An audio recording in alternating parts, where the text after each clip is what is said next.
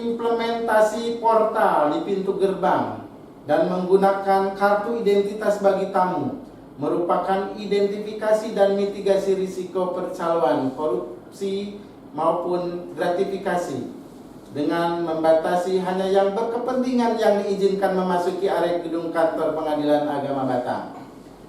Pada area 6, peningkatan kualitas layanan publik. Sebelum melaksanakan pembangunan zona integritas, pelayanan masih seadanya. Tidak ada kompensasi layanan. Informasi biaya perkara kurang terbuka.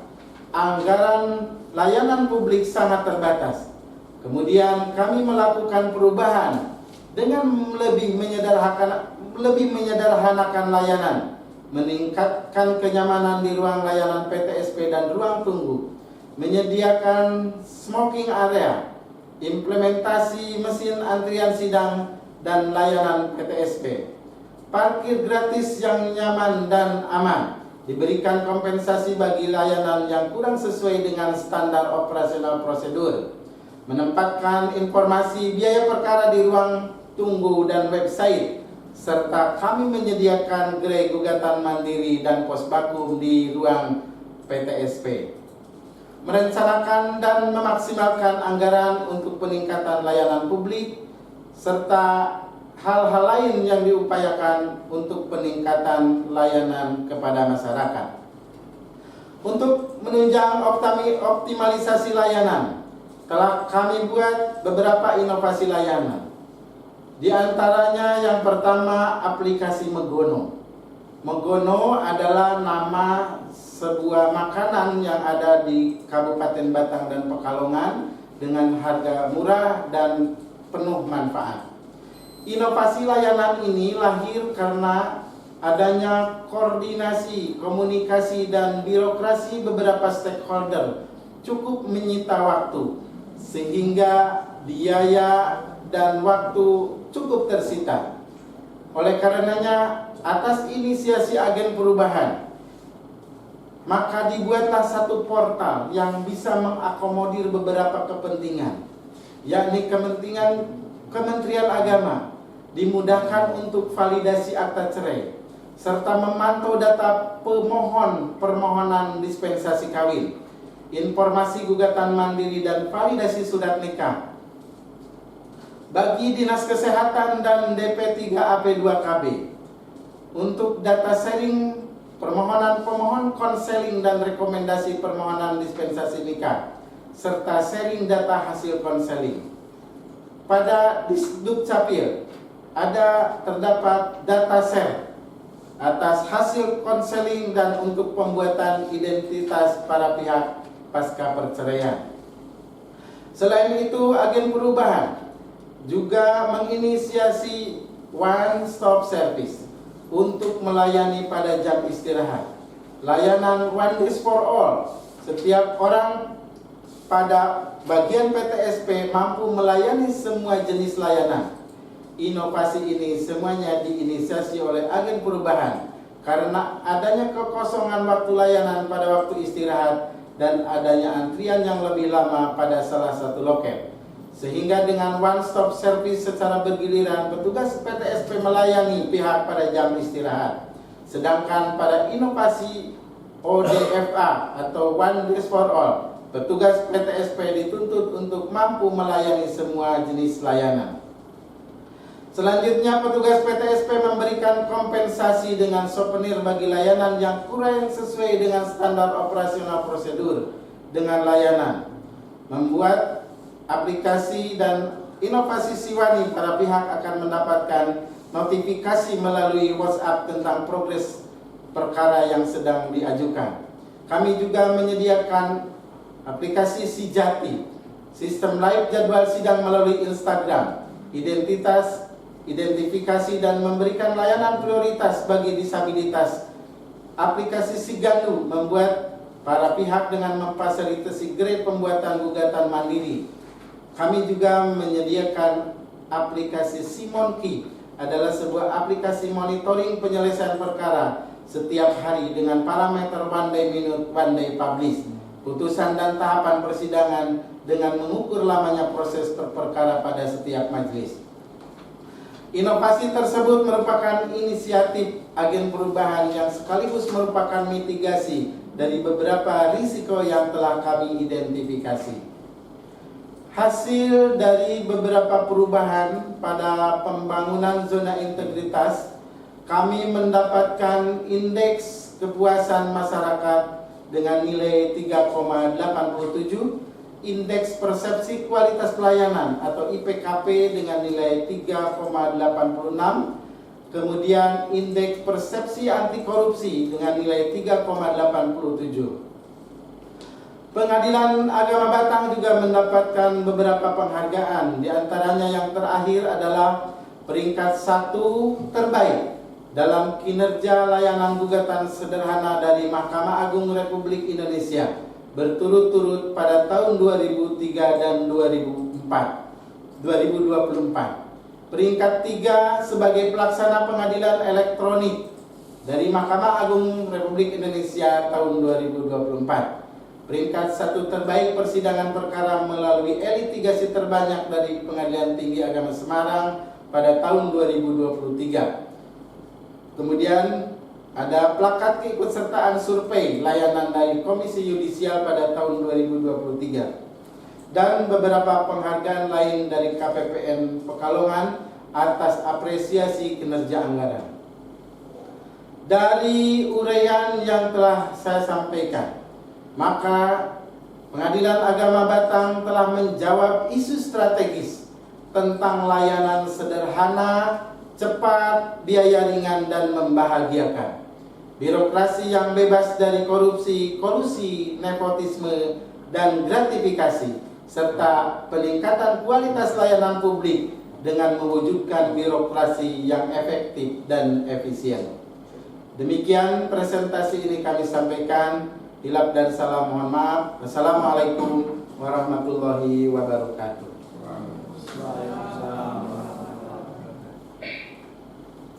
Terima kasih Pak Ketua atas paparannya.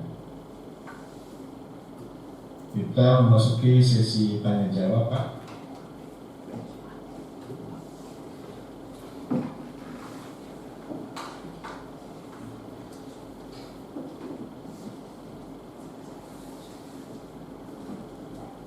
Tolong dijelaskan kepada kami untuk menjadi fokus atau isu strategis Pengadilan Agama Batang dalam membangun ZT menuju WBK.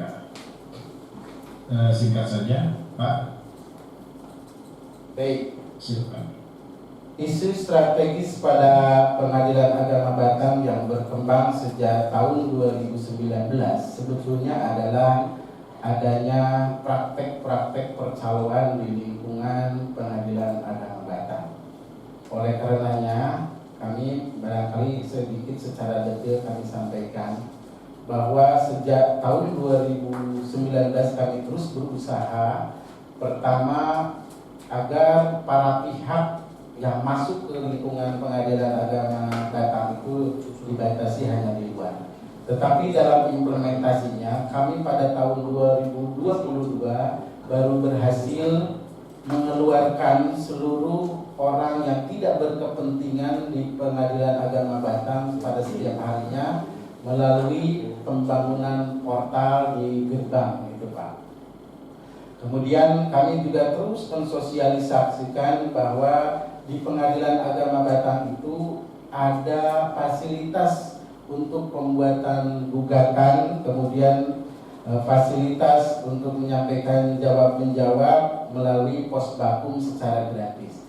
Jadi alhamdulillah pada tahun 2024 ini seluruh orang yang tidak berkepentingan termasuk para calon yang biasanya masuk ke area lingkungan Pengadilan Agama Batang sudah teratasi. Dengan adanya portal di depan, kemudian kami membabat pohon yang tempat mangkal mereka di depan, kemudian kami juga memberikan kartu identifikasi, kartu identitas siapa saja yang boleh masuk ke Pengadilan Agama Batang. Sementara seperti itu, Pak. Ada lagi yang mau ditambahkan? Yang lainnya silakan.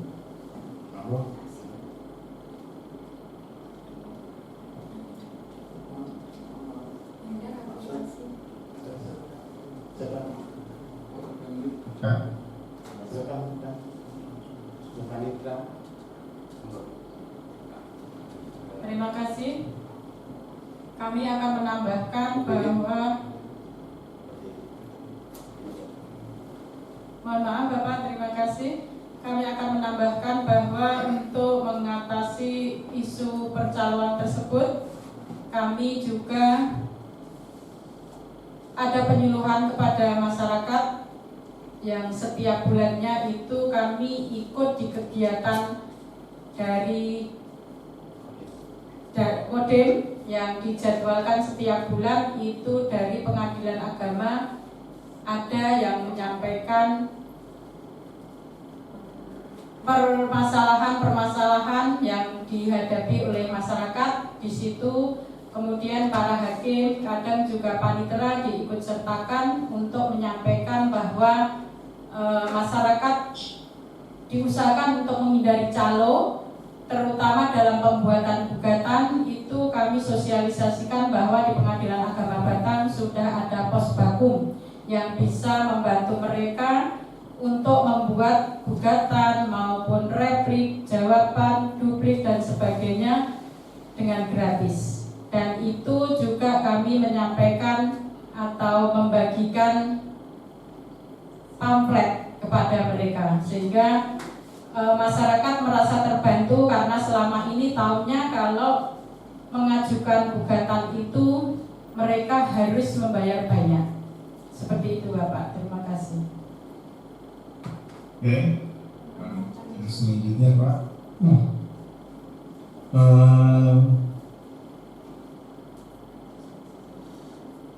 Di dalam pelaksanaan zona integritas ini pasti ada plus dan minusnya ya Pak ya.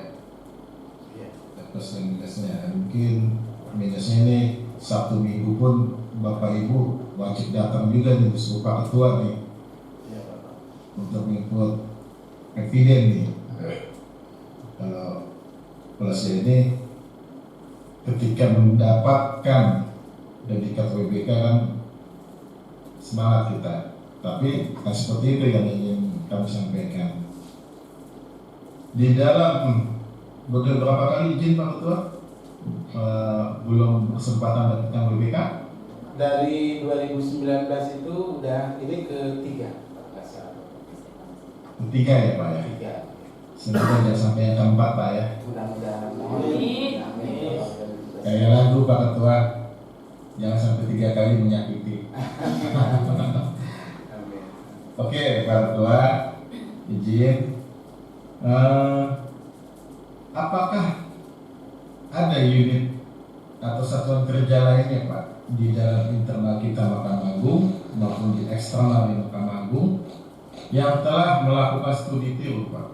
Kalau ada, apa yang menjadi objeknya distudi atau direplikasikan? Dan kalau tidak ada, kenapa nih? Apa nih alasan kok enggak ada yang melakukan studi tiru gitu? Mungkin silakan Pak. Baik. Di Pengadilan Agama Batang kami memiliki sebetulnya bukan aplikasi buatan kami, tapi pengembangan dari notifikasi WhatsApp ya, Siwani, sistem WhatsApp notifikasi. Nah ini kebetulan diakui atau tidak, kebetulan kami juga bersahabat dengan Pengadilan Agama Kajen. Pengadilan Agama Kajen berikutnya dia menduplikasi, sebetulnya bukan duplikasi ya. Jadi idenya dapat dari PA Batang. Mereka membuat aplikasi layang. Mungkin tapi perbedaannya kalau di Siwani itu adalah notifikasi. Contohnya begini, kalau para pihak itu mengajukan upaya banding, jadi proses dari tahapan-tahapan banding itu mereka ada notifikasi langsung.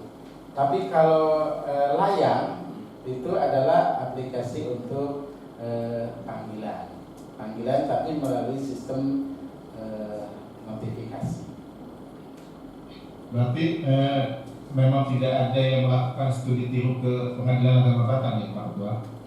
Ya itu yang si Wani itu Pak, studi tiru dan menduplikasi ide untuk inovasi si Wani itu. Dari pengadilan? PA Kajen. Ke Panjen? PA Kajen, Pengadilan Agama Kajen. PA Kajen itu adalah PA kabupaten di wilayah Pekalongan. Di Pekalongan itu ada kota dan ada kabupaten Bapak. Ada surat pernyataannya Pak atau apa Pak yang menjadi pendukung daripada tadi melakukan studi tiru itu Pak? Sudah tugas. Karena gini Pak Ketua, ada beberapa satuan kerja yang mengklaim bahwa itu adalah hasil mereka dan dilakukan replikasi atau studi tiru oleh satuan kerja lain. Ketika kami konfirmasi, enggak, bukan begitu Pak, ini yang begini. Akhirnya sama-sama debat tidak selesai Pak, karena tidak ada namanya evidence dalam hal MOU tadi Pak, atau surat pernyataan tadi Pak Ketua. Karena nanti kalau memang itu ada kan menjadi nilai plus dari Pengadilan Agama Batam Pak. Nah kami butuh surat itu atau surat pernyataan itu gitu Pak. Kalau memang ada nanti kami meminta, kalau memang tidak ada ya tidak apa gitu loh. Baik, kebetulan jadi waktu itu memang hanya surat tugas saja Pak. Jadi kami tidak. Oh, berarti hanya sebatas komunikasi biasa saja Pak ya. Tidak ada. Karena mungkin konteksnya gini Pak, kalau studi tiru itu kan mereka datang, akhirnya mereka membawa itu ke satuan kerjanya Pak, di studi. Lain hal dengan replikasi ya Pak. Mungkin di sini si Wani namanya, mungkin di sana si Witu, nah, itu kan beda Pak. Anda mengambil daripada replikasi Pengadilan Agama Batam. Berarti memang tidak ada ya Pak Ketua ya, izin Pak Ketua ya. Oke. Selanjutnya Pak Ketua, mungkin Bapak Ibu nggak usah tegang ya. Jadi kalau sekarang ini ngantuk, kita bukan ujian. Jadi ya santai aja, kita sesi tanya jawab aja. Yang selanjutnya yang ingin kami tanyakan Pak, karena tadi sudah disampaikan ya Pak ya, untuk masalah fokus dan isu strategis ya Pak Ketua. Yang ingin saya tanyakan kembali Pak Ketua, tadi kan ada ini di ikhtisar yang disampaikan ini kalau nggak salah ada 8 inovasi. Kalau nggak saya salah, betul ya Pak Ketua ya? 8 inovasi ya Pak ya. Nah dari 8 ini yang ingin saya konfirmasi ulang Pak Ketua atas ikhtisar ini, inovasi dalam penguatan layanan. Nah, ini yang membedakan 8 inovasi ini dengan tadi inovasi dalam penguatan layanan ini ada namanya QR code layanan. Nah, ini yang membuat jadi pertanyaan buat saya Pak, apakah 8 aplikasi ini bukan untuk layanan Pak Ketua? Kenapa mesti ada penguatan layanan lagi gitu inovasinya? Mungkin bisa tolong dijelaskan atau mungkin ada yang bisa membantu atau menambahkan penjelasannya. Terima kasih Pak Ketua. Baik, sedikit kami jelaskan Pak. Penguatan layanan itu dari satu sistem program, ya contoh dalam kita memberikan mengajukan pada tahun ini karena kita tidak memiliki program sidang di luar gedung, kita mengajukan itu penguatan. Kalau pengembangan dan penguatan dalam bentuk inovasi, kami contoh seperti Megono. Jadi Megono ini kami berkolaborasi antara 5 stakeholder yang sebelum dilakukan penyusunan Megono ini, kita kadang-kadang bolak-balik dari umpamanya dari Kementerian Agama dalam hal ini KUA menyampaikan surat penolakan melalui para pihak untuk disampaikan ke Pengadilan Agama tentang dispensasi kawin. Kemudian dari situ juga kami memberikan surat pengantar untuk pelaksanaan konseling ke dinas kesehatan. Kemudian juga kita memberikan pengantar ke dinas AP2KB. Nah, ini memerlukan waktu dan birokrasi yang cukup berputar-putar, sehingga untuk meningkat layanan ini kami menciptakan inovasi Megono ini. Dengan Megono ini maka hanya satu portal itu pihak pengadilan agama hanya mengupload melalui aplikasi Megono. Kemudian pihak dinas kesehatan membaca surat pengantar dan mengirimkan rekomendasi. Demikian juga AP2KB, kita hanya mengirimkan upload data melalui portal Megono. Kemudian mereka juga mengembalikan hasil daripada konseling dan rekomendasi melalui aplikasi Megono ini. Penguatan-penguatan ini yang tidak tercover dalam program yang tadi berbasis biaya. Oleh karena itu, tidak bisa satu sisi saja penguatan layanan ini, tapi harus terus kita membantu dari sisi mana ketika kita mendapatkan layanan itu ternyata memiliki kekurangan. Contoh lain tentang masih di Megono ini, ketika selesai bercerai itu maka terjadi perubahan identitas.